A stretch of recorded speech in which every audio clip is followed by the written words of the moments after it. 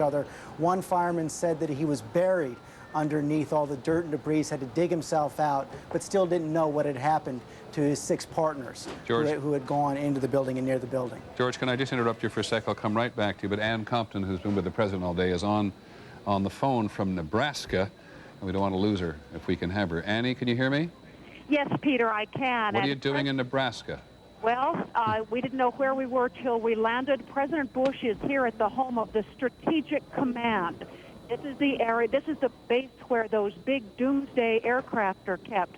And he has disappeared down the rabbit hole, Peter, down through a red brick small building. He and what skeleton staff are with him down into an underground bunker where Ari Fleischer tells me the president is going to chair a National Security Council meeting by teleconference. We're also told that the president has been on the phone several times with the vice president, who is able to work out of a command center at the White House itself in one of the secure areas down below in the White House. Annie, your description of the president going down the rabbit hole, going into a very secure compound bunker in Nebraska at Offutt Air Force Base suggests that people in his entourage believe there has been a threat today, or a potential threat, to the highest political leadership in the country. Is that correct? Well, and I asked exactly that question. They say there was no hint of any warning of the attacks that came on the East Coast today. But as you know, they always take the precaution, especially once the Pentagon was hit, that the president might be a target as well. And that is why he has come to as secure a place as he could, where he is trying to marshal the forces. He's also talking to some of the civilian leaders on the ground, including Mayor Giuliani and Governor Pataki. But we were told there was no direct threat to him and no advance warning, and that in itself, Peter, is distressing to the very small number of staff of the president here at Offutt. So the procedures are in place, and they do what they do, right? Well, you know, in 27 years of covering presidents and crises, we have never played the kind of hunted game that was played today, where we would take off in the plane and not know where we were going to land, and then once we landed in Louisiana, where we were literally told not to use cell phones so our location couldn't be pinpointed, to take off again and head to the center. It does feel like a cat-and-mouse game. Ari Fleischer, when I asked him if the president feels in jeopardy or hunted, he said the president understands that this is kind of the precaution that is necessary at a time like this, and that he's anxious to get back to Washington. And for example, when you phoned us just a moment ago, thank goodness you did you have to ask permission to do it? No, because it is hard to hide a great big airplane like Air Force One. And when we were coming in, I could tell we were over a flat area, a fairly urban area. And I guessed it was Nebraska, knowing that we hadn't been that far out of Louisiana. And indeed, as we came down over the field, I saw a TV satellite truck out on the highway. And sure enough, on our screens inside the plane, we watched ourselves land. The local media was already here, figuring this is where the President of the United States and the Commander-in-Chief would land. Because it's part of the old Strategic Air Defense Command. Exactly right. It has the facilities, the secure facilities here, where the President can still be, as what Ari tells me is... I'm Del Walters, reporting live from the ABC 7 News studios, where we continue to cut in on every half hour to bring you up to date on the situation unfolding at the Pentagon. We now know a little bit more about the fire. ABC News is reporting that it is literally an inferno inside, and also the District of Columbia Fire Department, we understand, has now sent the equivalent of 3 alarms worth of personnel and equipment to help Arlington and Pentagon firefighters just deal with the fire after the plane crashed into it this morning. Joining Dell, I'm Kathleen Matthews, and we're also getting confirmation now that the plane that crashed into the Pentagon was actually the flight that took off from Dulles Airport earlier this morning. Now, it's been 5.5 hours since the plane crashed into the Pentagon. As you can see, a scene of tremendous building carnage there. Associated Press is now quoting anonymous law enforcement officials that say the plane that crashed into the Pentagon was American Airlines Flight 77. It had taken off from Dulles Airport and was bound for Los Angeles. That airline was carrying 58 people, 58 passengers, 4 flight attendants, and 2 pilots. ABC 7 News reporter Daryl Carver is live at the Pentagon right now and brings us up to date on everything that's been going on there this morning. Daryl?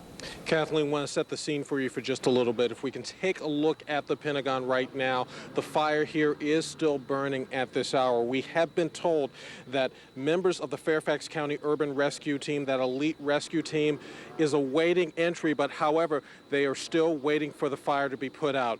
We've been told it is a scene of tremendous carnage inside of there. Most of the damage at this point, from what we understand, is in the E-ring, or the outer ring of the Pentagon.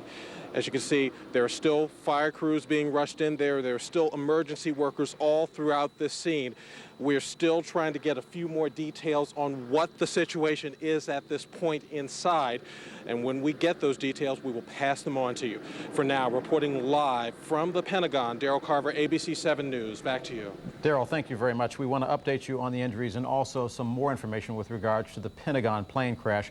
We now understand that it did not hit a portion of the Pentagon that may have been under construction, and indeed there were people. It was heavily occupied at the time. Now let's take a look at some of the injuries reports that we are receiving. Virginia Hospital Center is reporting at this hour that they have received 30 injured parties. Washington Hospital Center says that they have received 5 people in critical condition. George Washington Hospital says that they have received 2 people, both of whom are in the emergency room. And Alexandria Inova Hospital, this is information that we just received, says it is treating 11 people. 9 people all told, or 9 people are in fair condition. 1 is in critical condition, and 1 person is in good condition. We will continue to cut into ABC News to bring you the very latest on the local situation. We'll be back again at 4 o'clock. Meanwhile, we join ABC News in progress. Some small indications and that the broader evacuation of the senior staff of the White House that is always planned for in emergencies, as you hinted at, from a relic from the Cold War days, has also gone into effect. I spoke with the spouse of the senior White House. George, I apologize. I'm only interrupting you because you're so... Okay, you don't have those sirens behind you. Go ahead. The sirens behind me, sorry. I spoke earlier, just a little while ago, to the spouse of a senior White House official who received a call simply from the Secret Service saying, your spouse is safe, is in a secure location right now. I remember from my early days, Peter, in the White House, several senior White House staff are given cards and have evacuation plans for places to go in cases of national emergency. And as I said, there does seem to be some indication that that may have been put into effect. I would just add one more note.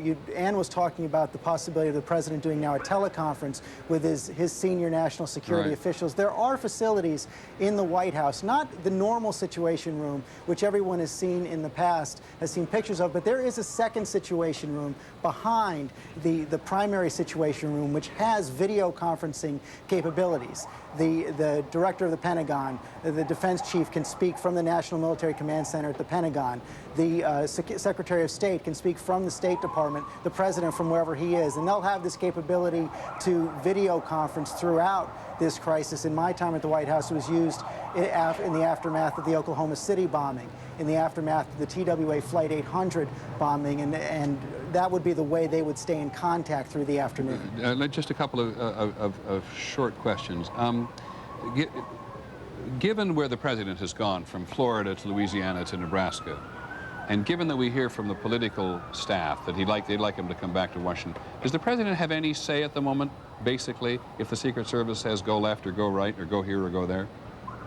Well, the president has the ability to overrule them if he wants, but I think in this situation, Peter, he would follow their directions, obviously pushing them to try to get back as soon as he could, if that was really what his political advisors wanted. But he would take their direction on this one. Sometimes you can fight the Secret Service on, how long you're going to spend in a rope line. I don't think you'd do it on this. Okie dokie. And the other question is, in terms of Dick Cheney, the vice president, is in the White House now. Just from a purely operational point of view, if you were trying to run things at the moment, would you like to be in the White House or in a bunker in Nebraska?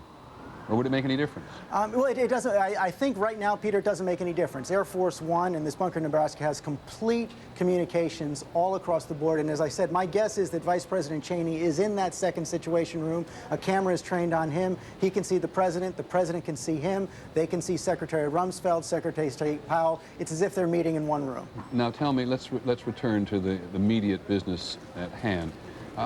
Every time I check in with you, or we check in with you, I hear sirens virtually right underneath you. What's going on right underneath you?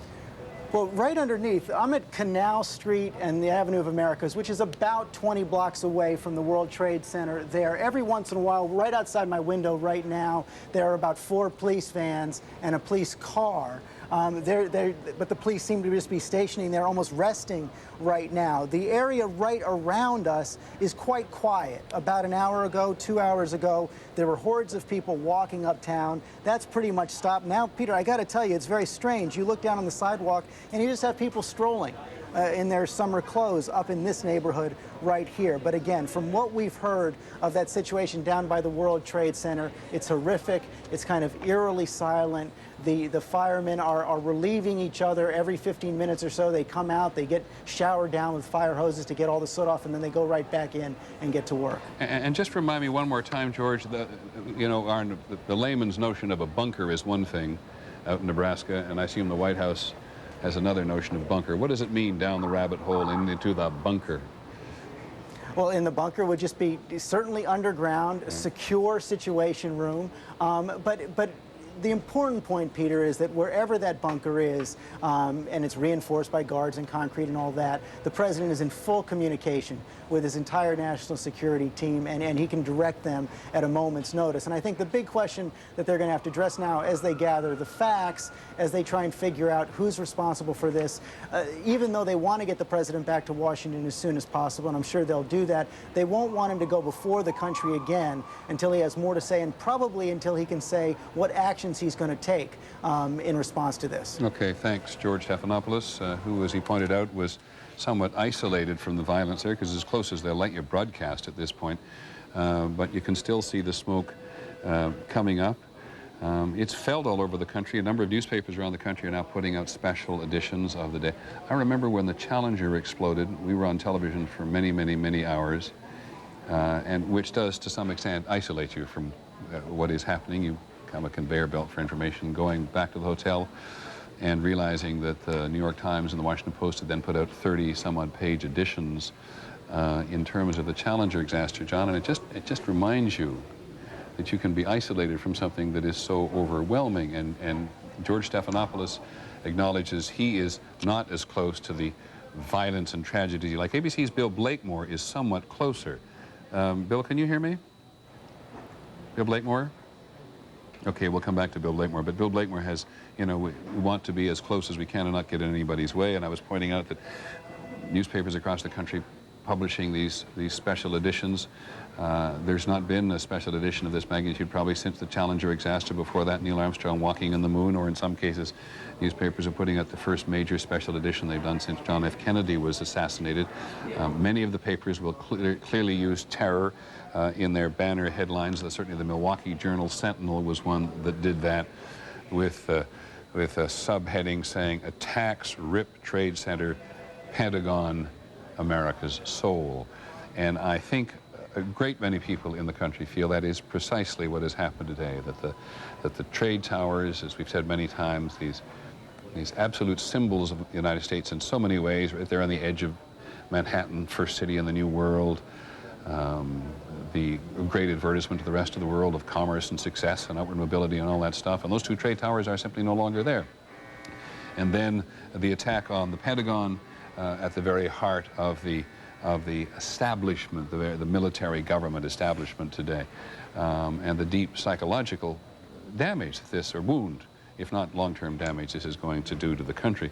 And then we learned just a short while ago that United Airlines jet that was carrying 45 people, which crashed near Johnstown in Pennsylvania today, was, at least according to one congressman, James Moran, Democrat from Virginia, who had a Marine Corps briefing in Washington. He believes that that aircraft was originally intending by its hijackers to go to Camp David, the presidential retreat in the mountains of Maryland, and the crash site actually turns out to be about 85 miles northwest of Camp David.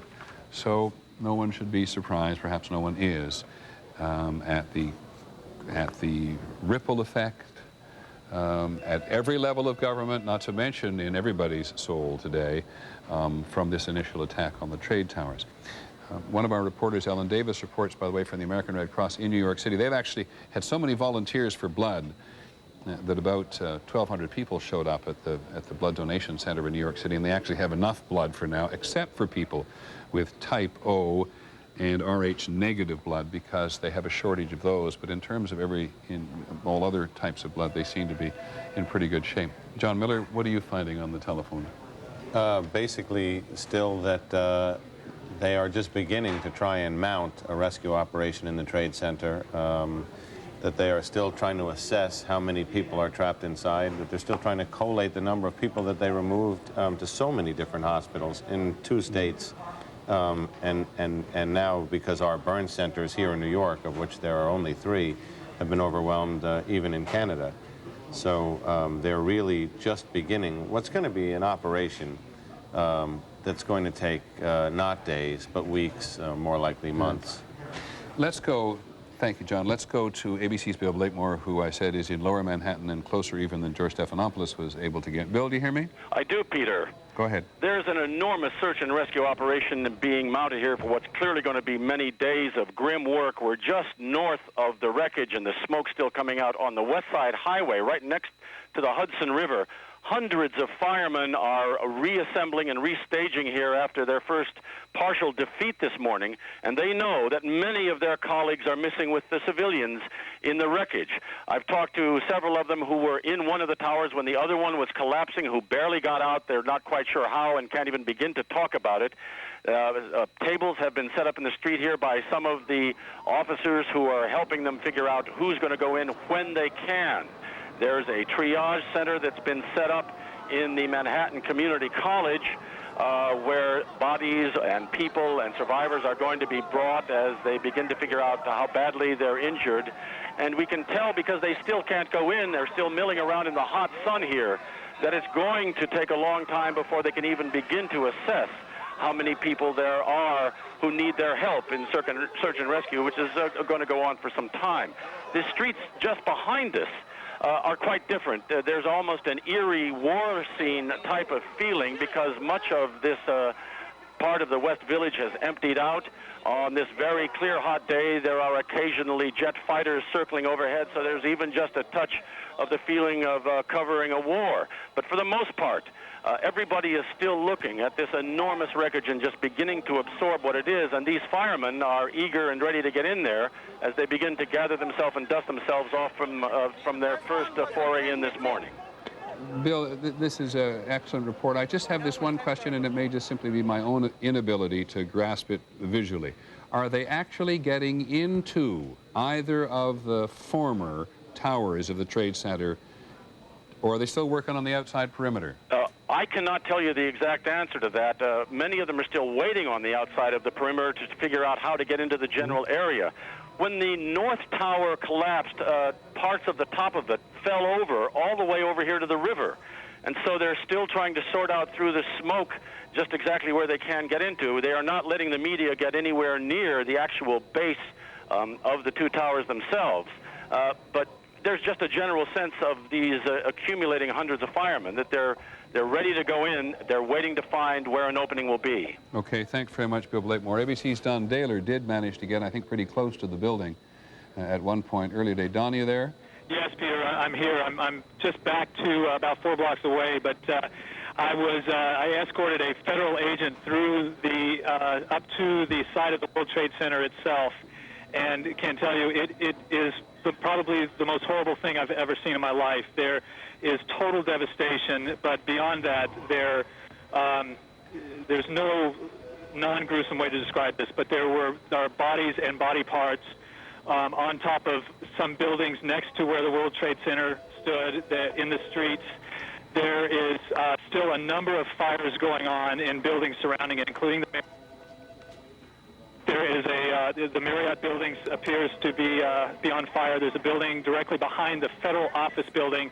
I can't identify which building it is, but it's a taller building. The police and the firemen are getting away from that area, but they're afraid that that building will collapse as well. There have been a couple building collapses, or portions of them collapsing from the flames. So there are some buildings that they are just letting burn to collapse because it's too dangerous for them to fight it right now. Don. Thanks very much, Don. And now here is the, we're going to go to a briefing now on behalf of the political wing of the President's. I'm sorry. Just have a very brief statement, and I want Chief Jester to talk about the search and rescue efforts underway. No surprise, we have very, very few details. We'll tell you what we can at this stage, but we have very few details.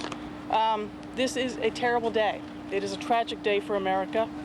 Our thoughts and prayers are with the injured and their families and the casualties. We're taking every appropriate step and precaution to prevent further attacks. We're making every effort to take care of the injured still in the building, and we're taking every appropriate measure to determine who is responsible. The Secretary of Defense... And at President Bush's direction, we are implementing it. We began to implement it immediately after the first attack in New York this morning. We contacted American forces and embassies throughout the world and placed them on high alert. The United States Secret Service immediately secured the President, the Vice President, and the Speaker of the House, and they are all safe. They have also secured members of the National Security Team, the President's Cabinet, and senior staff. As you know, President Bush was in Sarasota, Florida, when the first attack occurred this morning. Air Force One has now landed at Offutt Air Force Base in Omaha, Nebraska, and the President is in a secure location. He is in continuous communication with the Vice President and key members of his Cabinet and National Security Team. Vice President Cheney and our National Security Advisor, Condoleezza Rice, are in a secure facility at the White House. I have just come from there. The Secretary of Transportation and other members of our White House senior staff are gathered at a command center there, and we are coordinating with other branches of our federal government. The Secretary of Defense remains at the Pentagon, and the Secretary of State is en route back to Washington from his trip to South America. President Bush is conducting a meeting of the National Security Council as we speak. They are meeting President Bush from his location and other members from different locations in Washington and other locations. As many of you have been reporting, the Federal Aviation Administration ordered all airports closed, and all planes which were in the air were directed to land at the nearest airport. International flights were diverted to alternate locations outside of the United States. Transportation Secretary Mineta has directed the Federal Aviation Administration to suspend operations until at least noon tomorrow. So no airline flights will operate until at least then and until the FAA announces that operations will be resumed. Secretary Mineta has also issued orders controlling the movement of all vessels in United States navigable waters. The Federal Emergency Management Agency has activated 8 urban search and rescue task forces in New York, and 4 of these highly trained teams are at work here in Washington at the Pentagon. Every federal agency has implemented continuity of operations plans to make sure the government continues to function effectively. While the markets closed today because of the situation in Manhattan, the United States financial system has continued to operate. Banks have been open all day. The Federal Reserve has operated regularly and continuously. The Department of Health and Human Services has mobilized medical personnel and supplies to provide help to local authorities who are working so diligently to respond and try to help the victims of these terrible attacks. President Bush has committed the full resources of our intelligence and law enforcement communities to identify and bring to swift justice those responsible for these despicable attacks. The Department of Justice is setting up a hotline for families who fear that their relatives may have been victims of one of these attacks, and we will be announcing that telephone number shortly.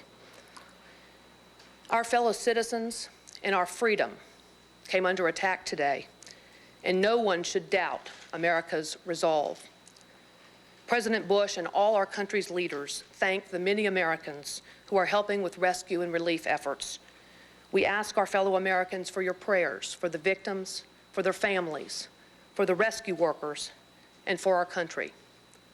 Thank you all very much, and we will continue to update you as information is available and confirmed. Karen, how will the president stay in Nebraska? Return to the White House? Will he go back to Washington, Karen? Will he address the nation? If the vice president can stay in Washington, why can't the president be here?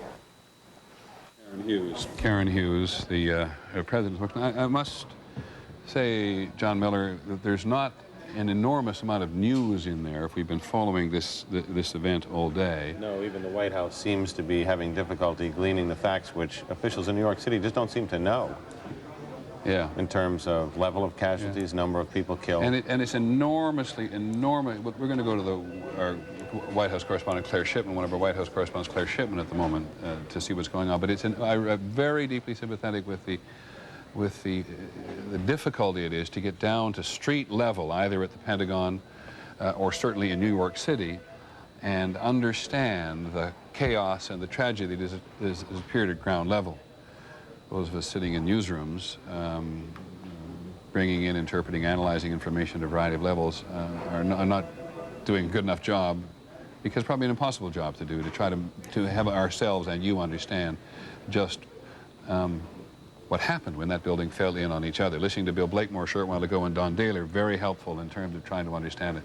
But there is a delay in everything. There's a delay in government at the federal, state, and the national level. The airlines, of course, all across the country closed down. And it's true with news coverage as well, as best we can sense from here, that it's hard to get back from the immediate scene of this enough of a sort of texture to help us understand what enormous this is. Maybe you don't need it, maybe you already appreciate that, but that's our sense from here. But there's Karen Hughes making, the President has appeared, remember, twice. Claire Shipman, ready? Claire? Yes. Can you hear me? Okay. I can. Much better you than me bring us up to date on what's happening in the presidential establishment, both there and elsewhere. Well, let me tell you what we know so far. You obviously just heard a statement from Karen Hughes that seemed designed to try to express to the country that the government is still up and running. The political advisors, you've mentioned a couple of times, would very much like to see the president get back to Washington when it's safe so that he can address the country. But in the meantime, they certainly want to give the impression that everything is under control, that the vice president is at the White House, Condoleezza Rice is at the White House, the Federal Reserve is still operating, banks are open, HHS is mobilized, and I think that was the point she is trying to get across.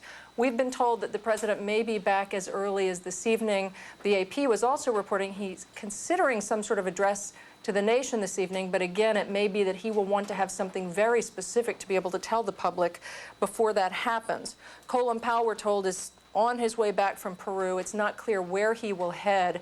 At this moment, what has happened in terms of the Secret Service is that their plan has gone into effect for this sort of emergency. The first time, we're told, that a plan like this has been implemented in recent history, of course.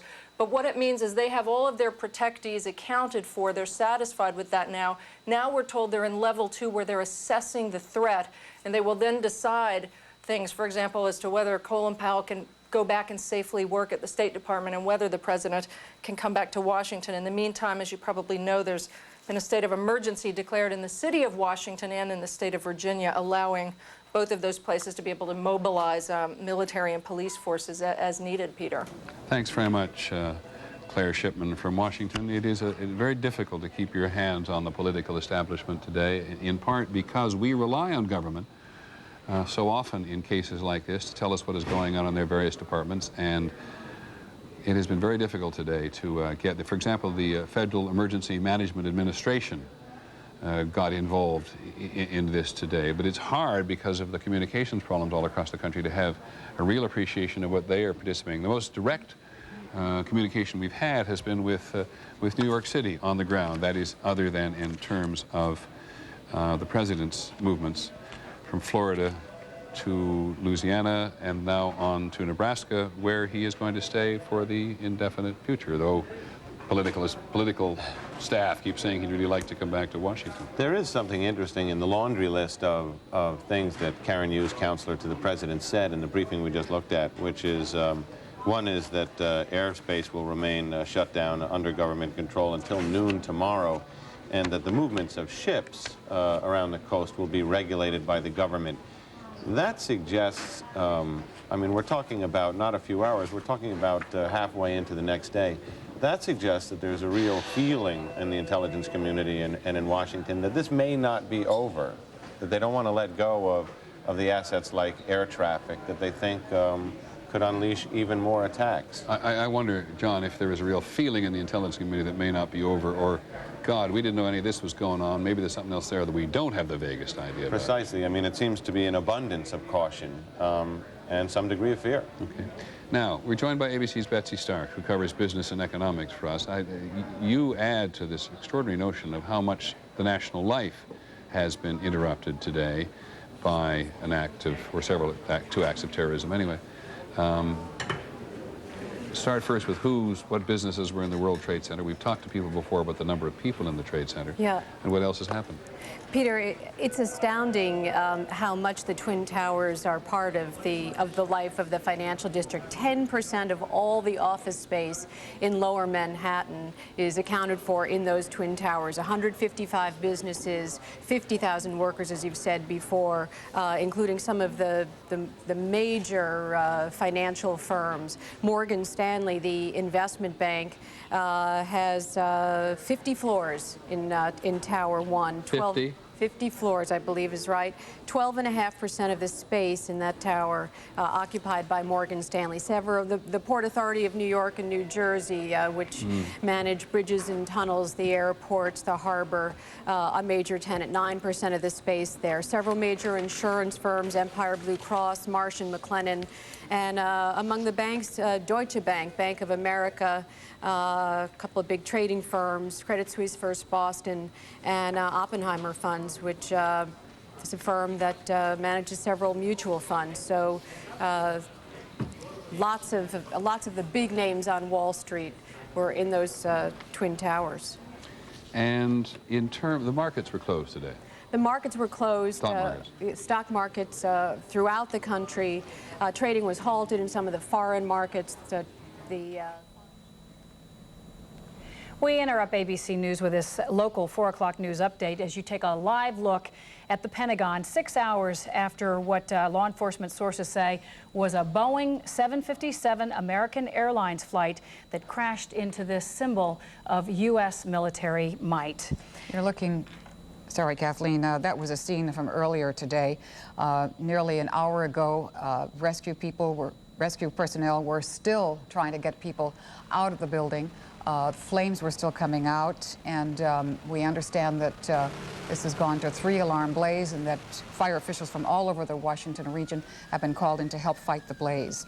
There are people still inside, and rescue attempts are still being made to get some of those people out.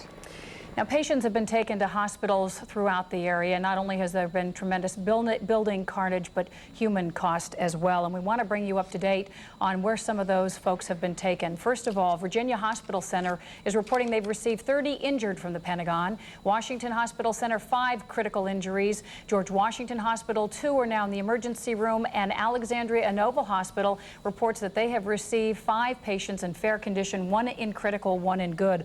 And again, as Maureen said, these numbers continue to mount as the afternoon progresses. We also have some more information from Paris Glendenning in Maryland. The governor says that the head of the state police in Maryland got a list of 11 sites across the country that were apparent targets of these terrorism attacks. 2 of those sites were in Maryland, the Baltimore World Trade Center, and the state capitol in Annapolis. Of course, those sites have not been hit, but we're just sharing that information with you. Also, Congressman James Moran in Virginia says he received information today that that plane that crashed in Pennsylvania, here's some video of that site, may have been headed for the presidential retreat at Camp David. Apparently, Mr. Moran says that apparently this hijacked plane went down in western Pennsylvania. It was meant to crash at Camp David, which of course is the presidential retreat. You know, to understand the magnitude of this, you have to imagine something like the Oklahoma City bombing, where you had a major federal building, such as the Pentagon, combined with a 757 airplane crash. That conveys the magnitude of what we're confronting here in the nation's capital. We'll continue to break in at about 4:30. We'll be back with more news, and meanwhile, we want to join ABC News in progress. Casualties were like and he said, more than anyone can bear, more than anyone can bear. And I think that's the clear casualty, the dead and the wounded people that we're going to have today. But as Betsy has just made clear in terms of business and in human beings, including, I had no idea that Morgan Stanley had 50 stories of the World Trade Center. These statistics you see that we put up on television from time to time are just the sort of bare, cold background to life and death stories which have taken place today. But the impact of this has gone so far beyond New York City. And just as you look at, that's a live shot of New York City now, a live picture of what's happening down inside that dreadful little rectangle of violence which is hidden behind the glamour and success stories of the buildings to the right and to the left. The Federal Aviation Administration, as you know, has shut all airports nationwide. The Greyhound bus service canceled all of its, the Greyhound bus company canceled all of its services in the Northeast. Amtrak, the railroad, temporarily suspended train service all along the Northeast corridor between Boston and Washington, and the U.S. section of the St. Lawrence Seaway, which is between northern New York State for the most part and Ontario, between the U.S. and the Canadian borders there, has been closed. The tunnels between Detroit and Windsor on the Canadian side of the Detroit River closed to car traffic, and security just went bang up several levels at all U.S. Canadian border crossings, in large measure because there has been a penetration across the U.S.-Canadian border before. One of the ones they caught when an alert agent, as we've said several times today, picked up a guy on his way what he thought to bomb the Seattle Space Needle. Turned out he was really interested in setting off a bomb inside Los Angeles International Airport. The space shuttle operations were halted today. 12,000 employees of the Kennedy Space Center in Florida were actually sent home. And at the Naval Weapons Station in Goose Creek, South Carolina, workers were evacuated and sent there. Again, evacuations and people being sent home from the very heart of the military establishment. Betsy Stark has just told us that all U.S. financial markets were closed. The United Nations building was evacuated here in New York City. General Motors in Detroit gave all 6,000 employees who work in the Renaissance Center, one of those centers built to try to rejuvenate downtown Detroit, were all told to go home today. And the Ford Motor Company closed its world headquarters in Dearborn in Michigan. The IRS in various places closed. The popular skyscrapers were closed and or evacuated in cities all across the country. I think you probably already heard us say, if you've been with us for much of today, that the New York primary election was canceled here in New York, and Governor Pataki said they'll simply reschedule it when they get another handle on normal life in the days ahead. And tourist attractions, I have a list of tourist attractions. Knott's Berry Farm in California, the Museum of Tolerance in Los Angeles, and the Library Tower in Los Angeles, the Liberty Bell Independence Hall, the Space Needle, Walt Disney World, they all closed down today. What better way, even though it's just a list of things, or it is a list of things, and understanding that both at home and overseas, embassies overseas were evacuated, embassies were closed. Tony Blair, the British Prime Minister, forbid civilian aircraft from flying around London. So these two attacks on the Trade Tower and the one on the Pentagon and the possibility of an attack on Camp David, we now believe, in the aircraft that crashed not far from Johnstown in Pennsylvania, all just had this extraordinary impact all over the world because people feared something else was going to happen and may still fear that something else is going to happen. Just listen to some of what has happened today. I saw something hit the second tower, and when I saw that, it just was, everything rumbled, and I saw all this fire just shoot out in the sky, and stuff started just falling like it was raining, and I was by myself, and I just ran. I started seeing people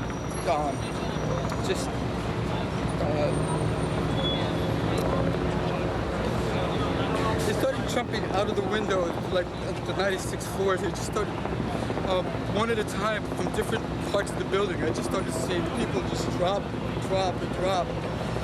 I saw a man walking up the block, and I asked him, was just covered in soot. And my first question was, did they get a lot of people out? And the look in his eye, he just shook his head. I mean, he was in a daze. We lost all visibility, and we assisted people getting out. It was very difficult to get out of the police desk area. And then I went back in, and we were carrying an injured person out, myself and about 4 firemen. And unfortunately, that's when the building 2 collapsed. I happened to dive underneath the ESU vehicle, and I'm not sure what happened to the firemen. The vehicle, I was trapped for about 15 minutes under the truck. It just rained building, okay, and I was buried alive for 15 minutes until I scrambled out.